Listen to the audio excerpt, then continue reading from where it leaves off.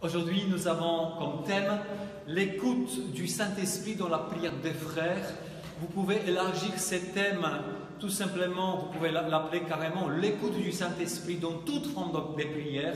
Mais je voudrais me concentrer sur la prière des frères parce que nous faisons cette prière assez souvent dans cette église. Pendant les soirées, Jésus guérit. Et parfois, il peut vous arriver que justement, vous pouvez prier pour quelqu'un dans votre maison, un ami, une amie, parce qu'il vous demande de prier, vous qui êtes chrétien, pratiquant, fervent. Et la prière des frères, c'est rien d'extraordinaire, c'est une prière recommandée par déjà les premiers apôtres, les premiers chrétiens. Donc, l'apôtre Saint Jacques disait dans sa lettre au chapitre 5 et verset 16, il disait ainsi: « Confessez donc vos péchés les uns aux autres, virgule, et priez les uns pour les autres, afin d'être guéris. » Alors bien sûr, là, il va basculer dans la guérison, mais parce que le Seigneur nous guérit à multiples manières, pas seulement la guérison physique, la guérison de notre âme, de notre cœur, de notre mémoire, etc. Donc, priez les uns pour les autres pour être guéris. La supplication du juste agit avec beaucoup de force. Voilà, donc nous savons déjà cette prière-là que le Seigneur nous demande de faire à travers la parole de Dieu, donc la prière des frères, c'est une supplication. On prie pour mon frère, pour ma sœur. On ne prie pas pour moi-même, j'oublie moi-même pour prier pour l'autre. Alors tout ça, c'est l'introduction. Pour avancer, pour entrer dans cette prière des frères et dans l'écoute du Saint-Esprit dans la prière des frères, il faut 5 points. Enfin, le 5 points de progression. Le premier point, le plus important, c'est que Dieu a prévu pour tout baptiser une union intime avec lui, et cette union permet à Dieu de nous parler à l'intérieur. Parce que quand on dit que j'écoute le Saint-Esprit en moi, eh bien, ça veut dire que j'écoute Dieu, le Saint-Esprit, qui va pas me parler de l'extérieur, mais de l'intérieur. Pensez, regardez la première épître, lettre de Saint Paul aux Corinthiens, la première Corinthiens 6,17, qui dit: « C'est lui qui s'unit au Seigneur, n'est fait avec lui qu'un seul esprit. » D'où vous pouvez constater, il y a beaucoup de chrétiens qui constatent ça dans leur vie, mais ils ne se rendent pas compte que ça vient de Dieu. Ils disent parfois: j'ai senti en dedans de moi que je devais parler à cette personne. Il y a une conviction, il y a une petite pensée, une conviction, une certitude intérieure que, tiens, je dois appeler une telle personne. Je ne sais pas pourquoi vraiment, mais je sens que je dois l'appeler.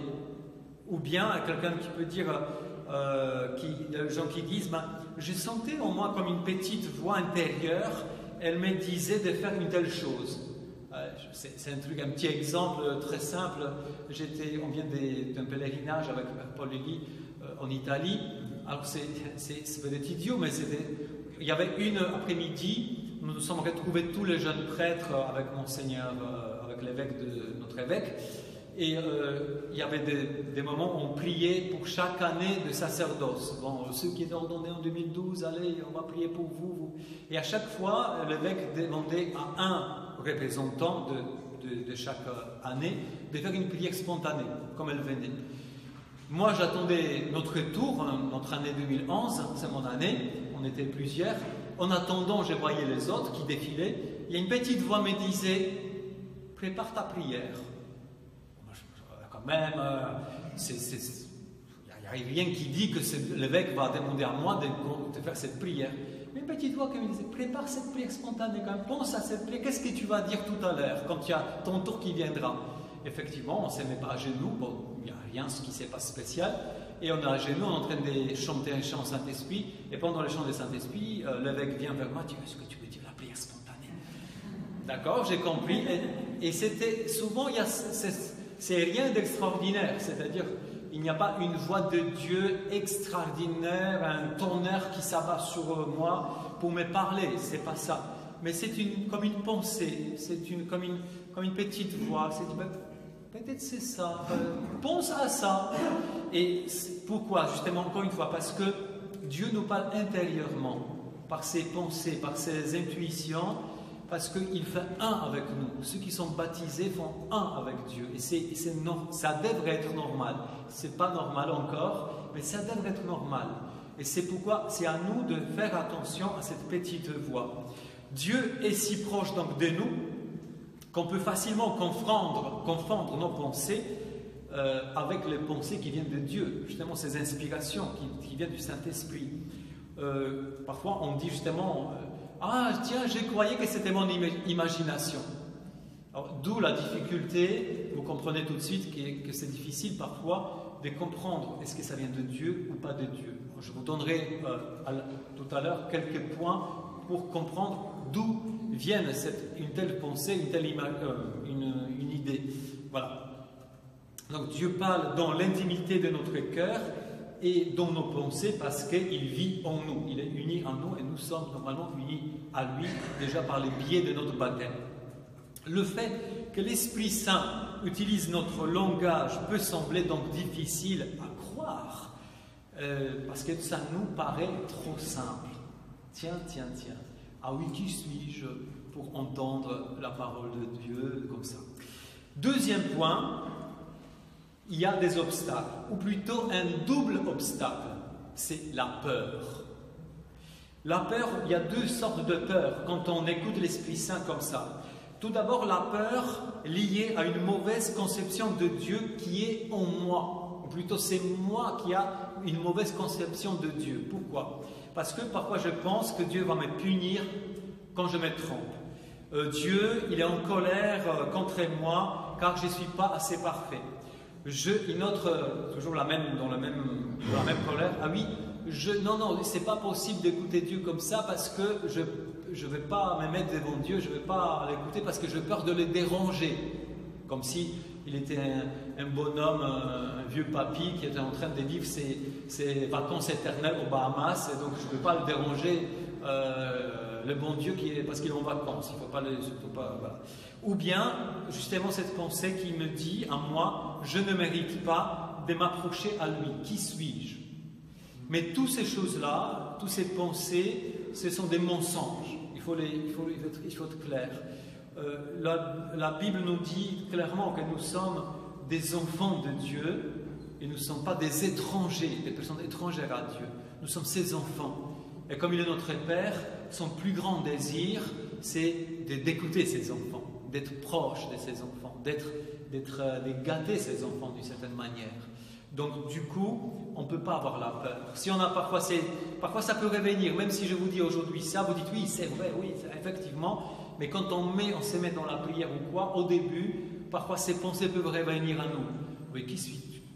Qui tu es pour écouter, pour entendre Dieu comme ça en toi? Mais si ça vous revient en vous, c'est vous-même qui vous prenez l'autorité d'un baptisé. Vous dites, mais depuis mon baptême, je suis enfant de Dieu et Dieu c'est mon papa. Ça suffit. Je suis avec lui et il est avec moi. Amen ou pas amen? Amen. C'est important, ça c'est très important parce que ça se joue sur notre identité de chrétiens. Et c'est pas rien ça. Deuxième peur qui peut arriver, c'est la peur de l'expérience qui sont hors contrôle de ma raison. C'est-à-dire que je me dis, oulala, si j'ouvre vraiment mon cœur comme ça, si j'ouvre mon cœur aux pensées, aux paroles de Dieu, qu'est-ce qui va m'arriver? Je ne pourrai plus rien maîtriser. Dieu va prendre trop de contrôle dans ma vie. Qu'est-ce qui va m'tomber dessus?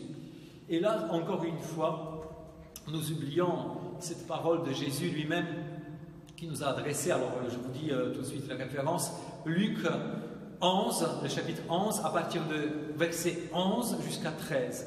Jésus dit, mais quel père parmi vous, quand son fils lui demande un poisson, donc quelque chose à manger, c'est nourrir, quand son fils lui demande un poisson, lui donnera un serpent au lieu du poisson, ou lui donnera un scorpion quand il demande un œuf?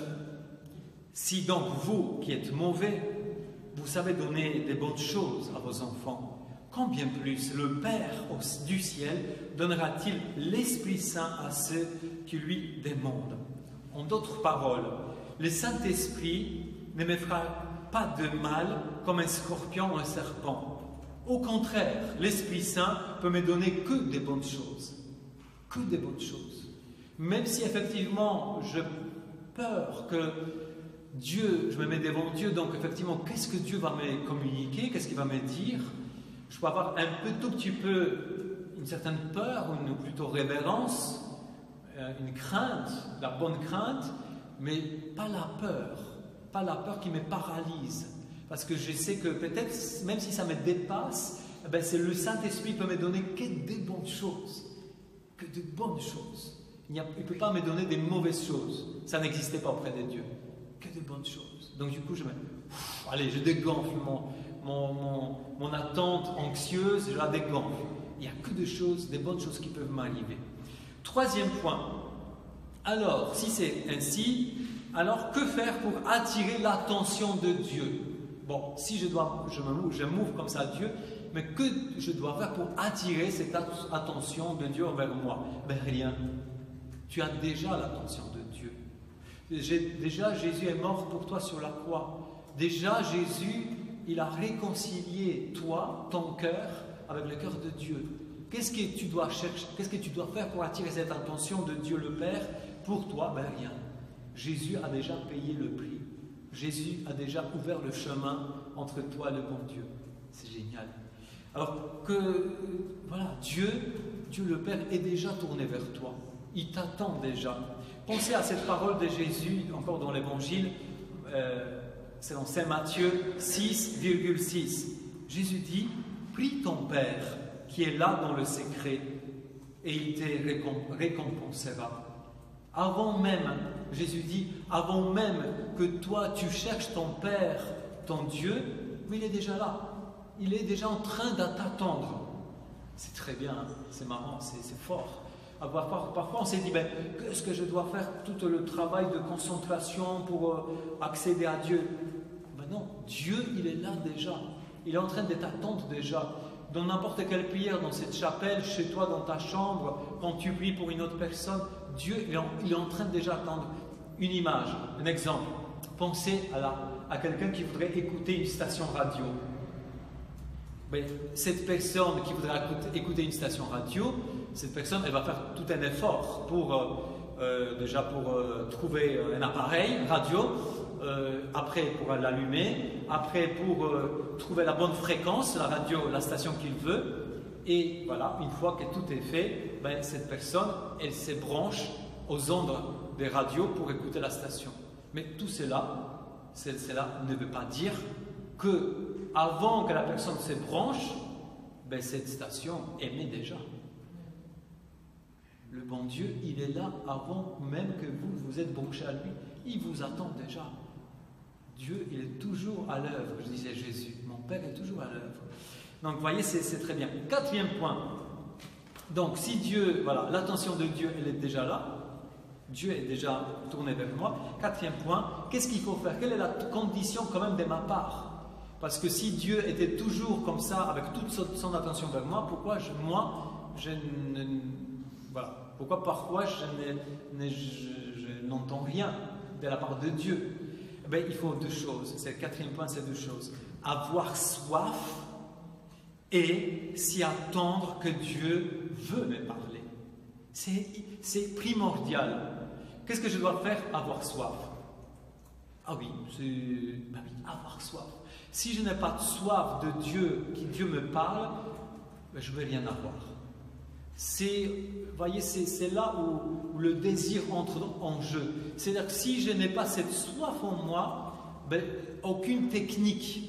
Vous savez, aujourd'hui, on a beaucoup de religiosité, des religions, des yogas, des reiki, des énergies, tout ça. Il faut une technique. Tu fermes les yeux, après tu fais ceci, tu fais cela, tu fais des gestes, tu fais respiration, tu fais technique pour accéder à. Il n'y a pas de technique avec le bon Dieu.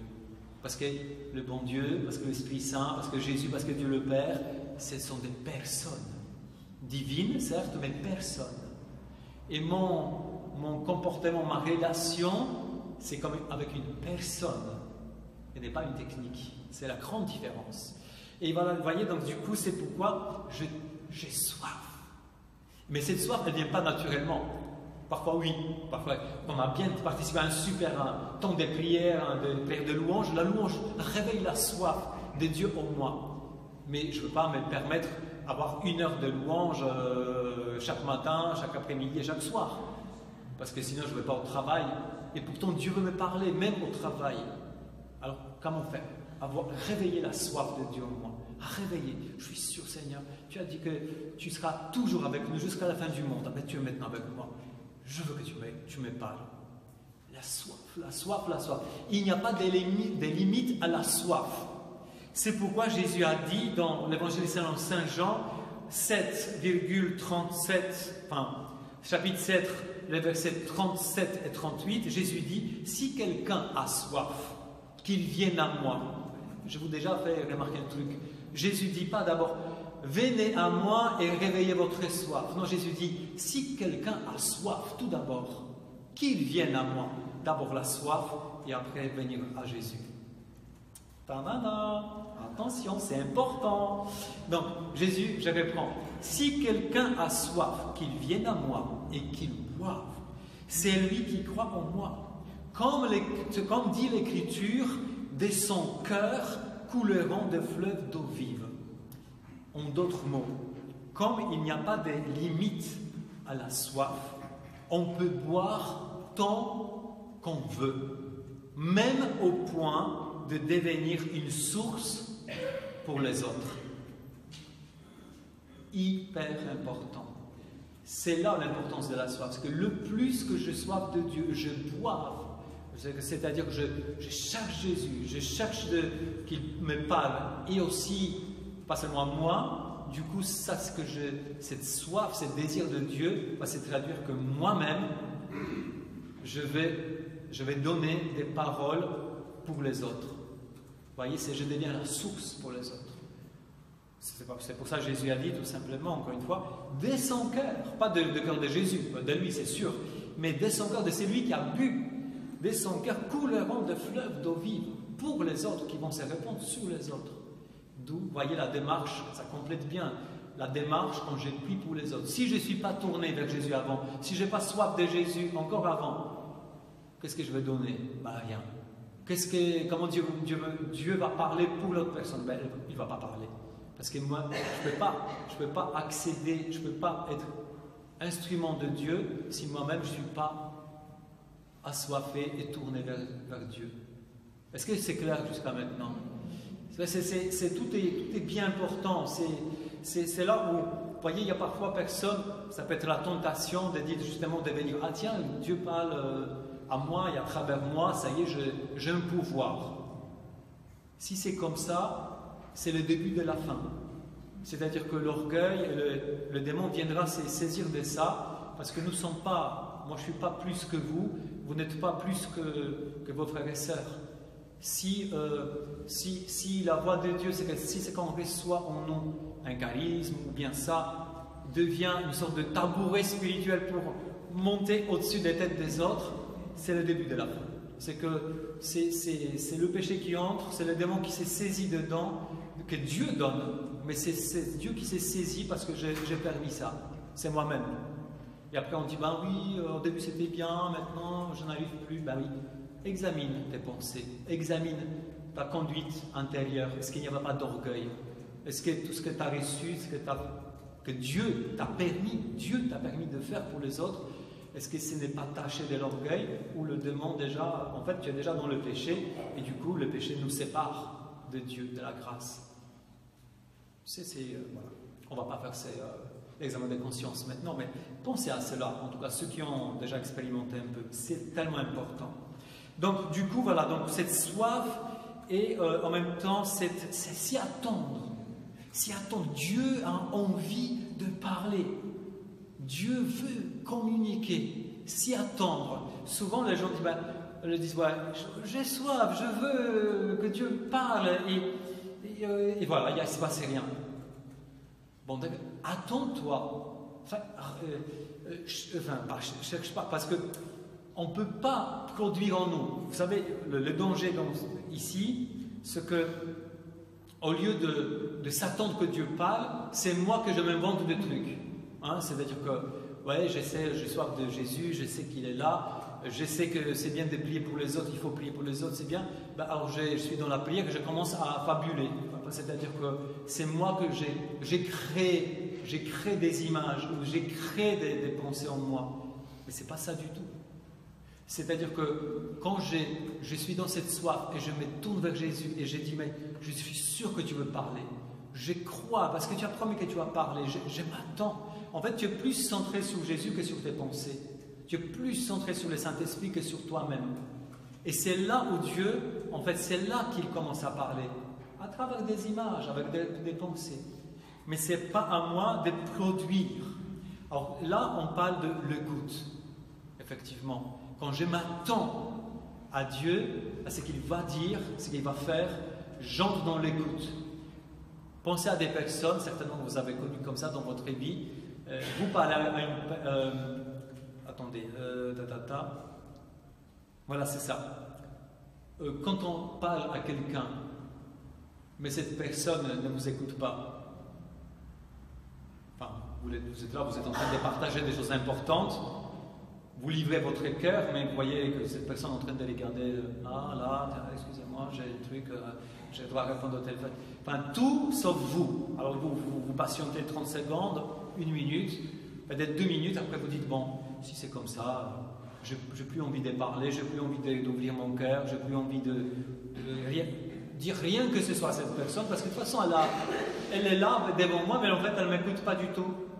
Comme on dirait qu'elle a des oreilles ouvertes, mais elles sont des oreilles bouchées. Et du coup, c'est la même chose avec le Saint-Esprit. L'Esprit Saint peut nous parler comme ça. Mais si nous sommes en train de... Nous sommes là, il est là, mais nous sommes en train de... Oui, qu'est-ce que je vais dire? Qu'est-ce que je dois dire? Enfin, je suis dans un monologue intérieur. Je suis du coup... Soi-disant, je suis dans la prière, mais je ne suis pas dans la prière. Je suis moi avec moi-même. Et en fait, non. Je suis là, je m'oublie moi-même et je suis assoiffé de Dieu. Et je sais qu'il veut parler. Comment je le laisse libre? Mais il est là, il veut parler. À moi ou à celui ou celle que je veux prier. Donc ça, c'est très important. Et aussi, il y a une autre tentation, c'est que je suis là, j'entre dans l'écoute, je sais que je dois entrer dans l'écoute et en fait, j'entre tellement dans l'écoute que je fais je fais le vide en moi. Mais faire le vide en moi, c'est pour atteindre la nirvana, c'est le bouddhisme. Un chrétien ne fait pas le vide en soi. Un chrétien, il est tendu vers Dieu, il est tourné vers Jésus, il est assoiffé de lui, et je ne suis pas là justement pour, je fais le vide au moi pour tuer le temps. Voilà, je dois être dans le silence pour que Dieu me parle. Non, je ne suis pas passif, je suis tourné, j'attends. J'ai hâte que Dieu parle. Et voilà. Donc, et 5e point, le dernier, voilà, c'est la compassion. Je rajoute 7 points, la compassion. Parce que la compassion, quand je dois prier pour quelqu'un d'autre, si je n'ai pas cette compassion, eh ben, ça va être encore moi, et encore moi, et encore moi, comme je suis sympa, je reçois les paroles de, je sais pas qui, de Dieu pour toi. Compassion, compatir, souffrir avec, être avec, mais profondément. Alors parfois on ne peut pas savoir tout ce que la personne porte, parce que certaines personnes, oui, on les connaît bien, et quelqu'un peut se livrer à moi, dire, prie pour moi parce qu'en ce moment ça ne va pas du tout, il va me raconter quelque chose de profond, et peut-être de souffrance.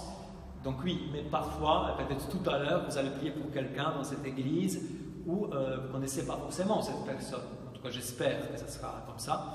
On va faire tout parce que Dieu, même si on ne connaît pas des choses profondes de la personne en face, Dieu est capable d'agir très bien parce que Dieu lui-même connaît la personne. Mais ce qui est important, c'est que quand je suis là pour prier pour quelqu'un, je ne suis pas là pour dire Seigneur, qu'est-ce que tu veux que je dise? C'est déjà une démarche fausse. Parce que Seigneur, qu'est-ce que tu veux que je dise? Ça veut dire moi. En fait, on se regarde soi-même. Et là, c'est la compassion, je ne me regarde plus moi-même. Je regarde la personne qui est là et je suis sûr que Dieu veut parler au cœur de cette personne. Il veut faire des choses. Donc la compassion, rajoutez ce cinquième point hyper important, la compassion qui me fait sortir de moi-même, oublier moi-même pour être tourné vers Dieu, oui, mais surtout aussi vers la personne, la compassion. Voilà. Je vous donne en d'autres mots, je vous lis un petit truc, comment reconnaître justement ces pensées, ces inspirations du Saint-Esprit. Je vous lis quelques phrases très rapides. La voix de l'Esprit Saint est un murmure doux et léger, une voix que l'on ressent plus que ne l'entend. C'est plus le ressenti que c'est produit dans le cerveau, produit dans la raison. C'est une voix spirituelle qui nous vient à l'esprit comme une pensée ou une image déposée dans notre cœur. Vous voyez, c'est vraiment, on délaisse un peu le cerveau, hein. C'est plus dans le cœur. L'inspiration du Saint-Esprit se manifeste plutôt dans un cadre paisible. Le cœur est établi dans le calme. Ma paix, j'ai une faute là. Donc, mon cœur est établi dans le calme. On peut ressentir une certaine insistance spirituelle. Alors, parfois, c'est la paix, c'est le calme. Mais quand on prie pour l'autre personne, parfois, une pensée qui vient. On se dit, bon, je ne sais pas si ça vient de Saint-Esprit ou c'est plus moi, parce que comme c'est délicat. Mais le plus que j'ai prié pour cette personne, j'essaie doucement d'écarter cette pensée, quand je ne suis pas sûr, mais elles reviennent. Je me dis, mais non, je ne suis pas sûr, peut-être c'est pas ça. Alors je continue à prier pour la personne, et cette pensée-là même revient. Insistance. Ça, c'est un des signes que ça vient de Dieu. Parce que si c'est venu de moi, je l'écarte la pensée, normalement, bon, on passe à autre chose, à une autre pensée, à une autre inspiration. Et là, elles reviennent, elles s'imposent gentiment à moi. C'est un des signes pour me dire, ben, attention, probablement ça vient de Dieu. Donc, dans le calme, alors parfois, c'est pas forcément le calme, c'est pas forcément d'être dans une pièce tout seul, là, on est déjà, je ne sais pas combien, hein, ensemble, mais le calme déjà de mon cœur. C'est que j'ai calme mon anxiété. Alors là, j'ai jamais fait ça, comment prier pour l'autre, je ne suis pas capable, c'est pas mon truc, j'ai jamais fait. Donc on commence à être agité. Le calme, c'est Dieu qui fait. Moi, je prête ma personne, je prête mon cœur, je prête ma prière pour que Dieu se serve de moi. Du calme, c'est bon, c'est lui qui fait. Vous voyez, c'est important, parce sinon on a trop d'attentes de nous-mêmes, je dois apparaître bien, ça doit être super bien fait. Calme, du calme, c'est lui qui fait. Voilà. Nous pouvons susciter cette inspiration, donc c'est-à-dire juste par notre soif, comme je disais tout à l'heure, mais jamais la forcer. Si rien ne vient, tu pries, pourtant on prie faire dans la ferveur, mais si rien qui vient pour la personne, eh bien rien qui vient. Il ne faut pas la forcer. On n'est pas le maître. Le maître, c'est l'Esprit Saint. Si on se prend pour des maîtres, c'est là où vient des « oh, j'ai une image, nanana », bon, ça ne change pas grand-chose pour la personne, c'est vraiment inventé. Le maître, c'est le Seigneur. Le maître, c'est le Saint-Esprit. Je suis là je ne suis pas là pour forcer, inventer. Il n'existait pas de formules ou de techniques qui pourraient forcer l'Esprit Saint. Je rejoins ce que je viens de dire. Alors, comment discerner, c'est le dernier point avant l'exercice. Comment discerner si c'est juste? Voilà. Comment discerner que cette pensée ou cette image vient vraiment de Dieu? Alors, bien sûr, comme vous avez compris, comme c'est un art, c'est la prière. Il n'y a pas de règles forcément dans un schéma avec un tableau schématique où tu mets ta pensée sous les tableaux, hein, c'est dans le périmètre A10, hein, voilà, A3, B5, voilà. Ouais, si c'est B5, c'est bon. Si c'est B10, ben ça ne va pas. Il n'y a pas ça. Donc c'est tout un art. Le plus que que nous faisons ça, c'est cette prière pour les autres, pour soi-même, cette écoute du Saint-Esprit, le plus je m'affine. Mais on ne peut jamais écarter le risque. Genre, je me trompe. On ne peut jamais écarter ça. Il faut prendre ses risques. C'est pas grave. Il faut se dire, ah oui, alors, je ne sais pas si ça vient de Dieu. Bon, je vous donnerai maintenant quelques points qui vont vous aider à avoir quelques points de critères de discernement, mais ce n'est pas exhaustif. Même avec ça, on peut se tromper. Mais ce n'est pas grave. Vous allez comprendre pourquoi. Donc, le premier critère pour savoir que c'est bien, que ça vient de Dieu plutôt, c'est qu'on voit un fruit. Je vous rappelle que la parole de Dieu, quand on est à l'écoute de Dieu, on reçoit sa parole. Ce n'est pas forcément la parole biblique, mais comme c'est sa parole. Hein, et lui qui a dit que la lumière soit, ben, la lumière fut. Ça c'est dans la Bible. Ou bien que Jésus ressuscité qui dit que la paix soit avec vous. Et que les disciples reçoivent la paix. Mais ça peut arriver seulement dans ma prière. Genre je suis là devant Dieu, je suis en train de prier, et par exemple une parole biblique, comme ça vient à mon esprit. Que la paix soit avec toi, que la paix soit avec vous. Et pour savoir que ça vient de Dieu, cette parole, elle va produire en toi la paix. Ou bien il y a une autre parole qui dit, tu as du prix à mes yeux, je t'aime. Ça c'est dans l'Ancien Testament. Tu ne sais pas pourquoi cette parole vient maintenant, là, tout de suite, pour toi ou pour cette personne que tu pries en train de prier. Elle vient comme ça, de ta mémoire, du profondeur de ta mémoire. Tu ne sais pas pourquoi. Je ne connais pas forcément la vie de la personne en face de toi. Eh bien, si ça vient de toi, n'hésite pas à dire cette parole pour la personne en face. Parce que parfois, cette simple parole, justement, quand ça vient de Dieu, elle va vraiment produire ce qu'elle dit. Tu as du prix à mes yeux, je t'aime. J'ai vu des personnes comme ça qui étaient fondues en larmes parce que justement c'était la parole qui guérissait en profondeur le cœur de la personne qui venait recevoir ça. C'est très simple. C'est trop simple. Voilà. Donc cette parole, elle produit un fruit vraiment. C'est pas du blabla. Hein, c'est pas joli. Hein. Une jolie parole pour la personne. C'est bien qu'elle est jolie, mais surtout il faut qu'elle produise le fruit. Mais si ça vient de Dieu, cette parole, elle va vraiment produire le fruit. D'où un autre critère qui est lié avec cette parole. Comme ça vient de Dieu, c'est jamais une parole accusatrice ou une parole qui condamne. C'est toujours une parole d'encouragement, de relèvement, de consolation. C'est vrai que Jésus a dit que le Saint-Esprit, quand il viendra en nous, il va nous révéler le péché du monde. Mais c'est vrai, mais c'est quand l'Esprit Saint va parler à toi, dans ton cœur, à toi. Peut-être il va te dire, tu vas prendre conscience que, avec une grande douceur, l'Esprit Saint, c'est jamais celui qui accuse. Parce que même quand il révèle le péché à moi, mais tu as oublié que tu traînes un fardeau, mais qui s'appelle un péché concret, c'est bien que tu puisses le confesser, demander pardon à Dieu, te repentir devant Dieu. Mais ça s'est fait en une telle douceur, une telle conviction et douceur que je ne me sens pas accusé. Je ne me sens pas, ah ouais, Dieu est fâché contre moi. Au contraire, je vais sentir l'amour de Dieu qui me pousse à me repentir devant lui. Mais ça, c'est moi. Quand j'ai prié pour l'autre personne, c'est jamais une parole qui dit voilà, oui, Dieu vous demande de vous vraiment convertir. Si c'est ça, si tu as des paroles comme ça en toi, des pensées en toi, tu peux être sûr que ça ne vient pas de Dieu. Parce que Dieu n'accuse jamais personne.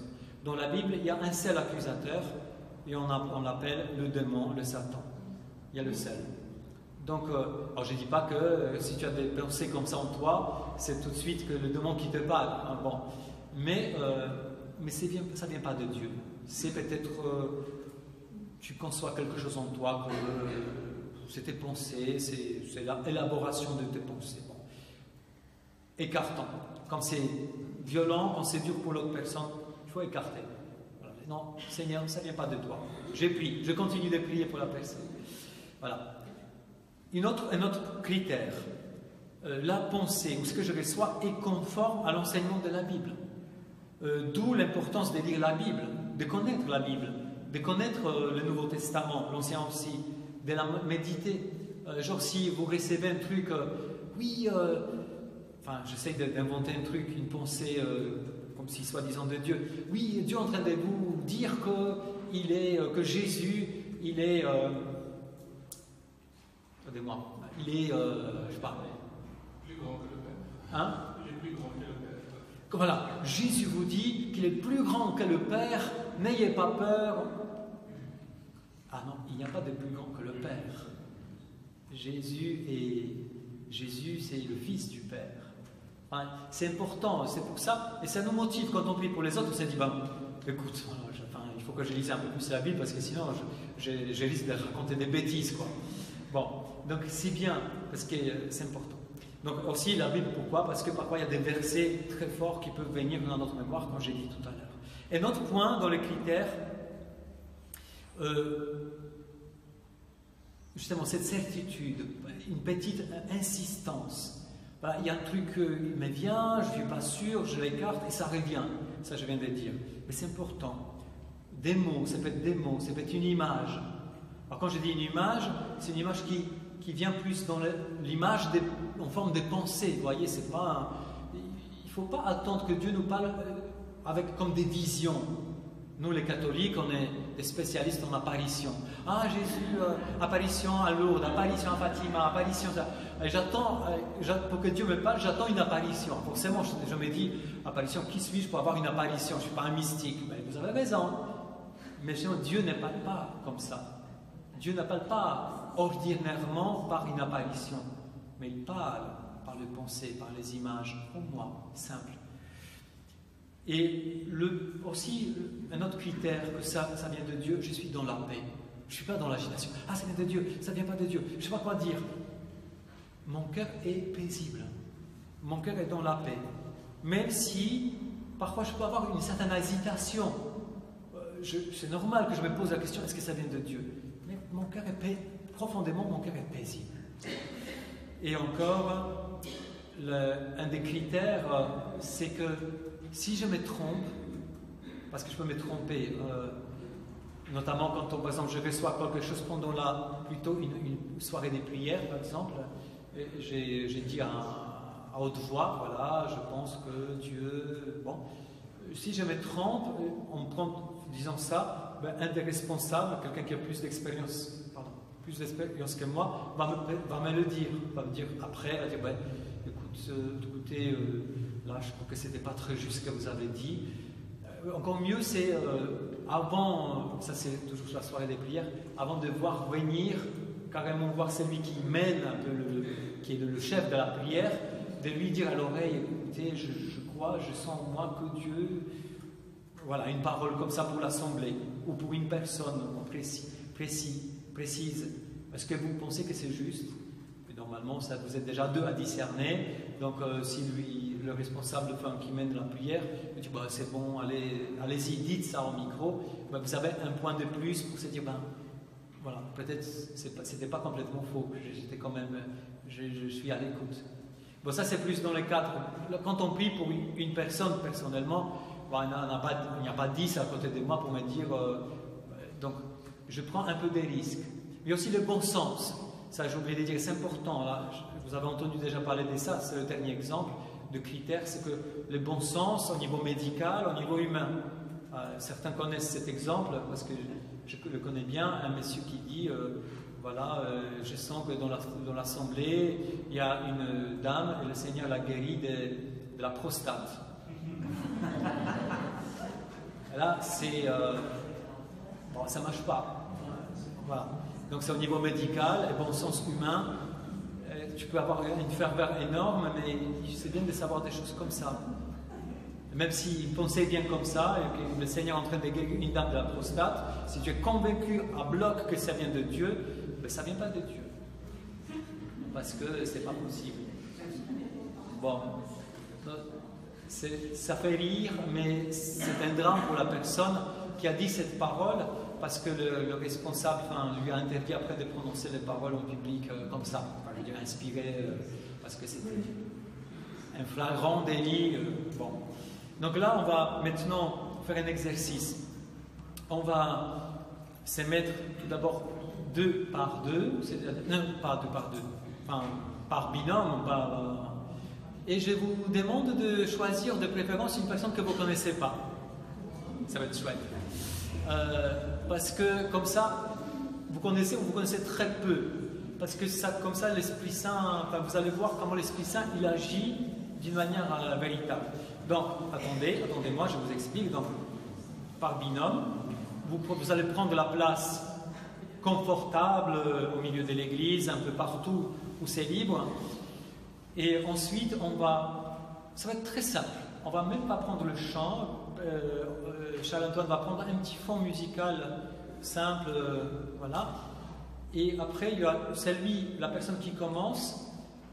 Je vous propose de fermer les yeux quand vous priez. Enfin, ça dépend, il y a différentes écoles, mais bon, si vous préférez de fermer les yeux pour vous concentrer, justement, d'avoir cette concentration sur cette attente, cette soif de Dieu, on peut fermer les yeux. Vous pouvez poser la main sur l'épaule de la personne, en signe que vous êtes avec elle de communion, comme Jésus a dit de poser les mains. Et après, vous dites tout d'abord pour débloquer, parce que souvent on s'est dit, mais qu'est-ce que... Je veux bien Dieu, je cherche, je suis à face mais qu'est-ce que je vais dire? Ben, la première chose pour débloquer les paroles, l'inspiration de Dieu, vous bénissez la personne en face de vous. On maudit trop souvent les personnes, on critique trop souvent, on juge. On bénissait d'ailleurs, parce que j'ai quelqu'un devant moi, j'ai dit, je ferme les yeux, par exemple, la personne en face aussi, et là je suis là et je dis, ben, Seigneur, voilà, Jésus, à haute voix, le mieux c'est à haute voix. Je ne connais pas cette personne, mais Jésus, je te remercie pour la vie de cette personne. Je te remercie. L'action de grâce, la prière d'action de grâce. C'est pour ça qu'on a rappelé la prière d'action de grâce tout à l'heure. Seigneur, je t'ai béni pour sa vie. Je t'ai béni pour ton amour dans son cœur. Je t'ai béni parce que tu as béni cette personne, parce que tu lui as donné. Enfin, vous laissez votre cœur parler, enfin, et votre bouche aussi. Voilà, vous dites des choses comme voilà, vous bénissez Jésus pour. Même si vous ne connaissez peut-être rien de la vie de cette personne, mais vous invoquez pour vraiment remercier Dieu pour ce qu'elle est, cette personne, sans la connaître vraiment. Mais on a quand même, sans la connaître, il y a plusieurs choses pour lesquelles on peut remercier vraiment Dieu. Merci parce qu'elle est venue ici dans cette église, que tu as attiré cette personne dans cette église pour l'école de la Pentecôte. Merci pour tant de choses. Et faites attention, quand vous priez comme ça, dans une ferveur, il y a un moment donné où les paroles vous manquent, et un moment donné où vous sentez que jusque-là, vous étiez vous. Vous avez fait un peu de l'effort. Mais à un moment donné, peut-être ça peut être très vite, hein, vous sentez qu'il y a quelque chose en vous de différent. Il y a quelque chose qui s'installe en vous. C'est comme une présence de Dieu. Enfin, au bout d'un moment, vous n'avez plus envie de parler. Moi, je parle maintenant tous les bavards dans la prière, calmez-vous un peu. Parce que sinon, justement, l'Esprit Saint ne peut pas vous parler à travers vous. Donc, c'est bien de parler. Allez franco, mais vraiment avec... Saint Ignace de Loyola disait, faites tout comme si tout dépendait de Dieu, de vous, mais priez comme si tout dépendait de Dieu. Et donc, on va pas travailler, mais on va prier. Donc, on va appliquer cette deuxième partie. Enfin, lâchez-vous, je vais dire. Mais dans la prière, voilà, soyez fervents. Mais faites attention à ces passages intimes, intérieurs, où vous dites, waouh, il y a quelque chose. Là, vous êtes en train de parler, mais là, ça prend, il y a quelque chose qui se passe différent. Et là, tout simplement, basculer dans l'écoute de Dieu. Et c'est là, en fait, c'est très vite, on n'a pas besoin d'une demi-heure. C'est très vite où il y a une petite image qui vous vient à l'esprit, ou même peut-être pendant que vous parlez encore, vous dites, il y a comme une parole qui, comme un pressenti de quelque chose. Soyez attentifs là. Soyez attentifs. Parce que c'est là souvent où Dieu parle, justement, par des trucs très très simples. Et s'il y a par exemple une image qui vient, je ne sais pas, je vois un arbre avec un soleil. Vous dites en vous pensez en même temps, vous dites, mais qu'est-ce que ça veut dire? Bon. Alors parfois, il faut demander, c'est comme si ce n'est pas très clair, vous êtes là en vous et vous dites, surtout vous n'analysez pas. Ah, ça vient de Dieu, ça ne vient pas de Dieu. Attention, le Père Robert a dit ceci. Attention. Si vous faites attention, c'est fini. Hein. Laissez-vous faire. Et quand ça vient, quand c'est quelque chose qui n'est pas très clair, éventuellement, vous faites une petite prière intérieure. Mais Jésus, est-ce que ça vient de toi? Je ne comprends pas cette image. Mais Saint-Esprit ou Jésus, qu'est-ce que tu veux dire à cette personne à travers cette image? Aide-moi, je ne comprends pas. Et peut-être, parfois, on reçoit des idées qui nous éclairent. Ah là, ça veut dire ceci, bon. Mais pas forcément, pas toujours. Parfois cette image, alors que cette image revient, par exemple, elle est forte, cette image, elle est là toujours devant toi, elle n'est pas écartée, mais tu ne sais pas non plus qu'est-ce que ça veut dire. Il n'y a aucune explication particulière. Mais si cette image, elle perdure, elle est là, il faut la dire telle qu'elle. Parce que peut-être, toi tu ne sais pas, mais peut-être la personne en face de toi, justement, tu dis cette image, où la personne est hyper claire, boum, parce qu'elle a tout compris dans son passé, machin. Voilà, ça arrive très souvent. Parfois ça peut être ou image ou une parole. Jésus t'aime profondément. Ben, c'est trop simple. Mais si c'est Dieu qui dit Jésus t'aime profondément. Ou parfois ça peut être je t'aime. Vous voyez, c'est comme si Dieu vous déposait ses paroles à lui. Je t'aime. Alors il ne faut pas dire Dieu t'aime. Non. Il faut dire je crois que Jésus te dit ceci, je t'aime. Il ne faut pas défigurer les mots qu'on reçoit. Et parfois, s'il y a une parole que vous n'êtes pas très sûr, genre un truc assez fort, vous dites, bon, je ne sais pas. Dites à la personne en face, il faut être très respectueux, il ne faut jamais imposer rien. Dites à la personne, et si je vous dis, par exemple, vous recevez, par exemple, que Dieu veut guérir la main de la personne. Allez, vous ne savez même pas si sa main est malade, ou le rein, ou le cœur. Et vous pressentez que c'est ça. Mais vous dites, voilà, je ne sais pas si elle est vraiment malade comme ça. Et vous dites d'une manière très respectueuse, Madame, Messieurs, et si je vous dis la main malade, quelque chose comme ça, est-ce que ça vous parle, ça? Si la personne vous dit, effectivement, j'ai mal à ma main depuis... Vous pouvez dire, je crois que Jésus veut vous guérir. Vous voyez, vous ne dites pas, ah oui, j'ai l'image de la main, je suis sûr que Dieu veut vous guérir, la main, tout ça. La personne va vous dire, mais non, tout va bien. Ah, tcha, vous prenez un bon gifle. Et la personne va dire, mais effectivement, peut-être une main malade, je ne suis pas au courant. Donc, non, c'est ça. Donc, si vous recevez un truc un peu fort, en fait, ce n'est pas interdit d'être intelligent, dit voilà, Madame, est-ce que si je vous dis ça, est-ce que ça vous parle? Ça me parle, effectivement. Mais Jésus, je crois qu'il veut. On va prier encore Jésus. On va lui demander, parce que je crois qu'il veut vous guérir ça. Et vous pouvez faire encore une prière. Ça va comme ça? Merci.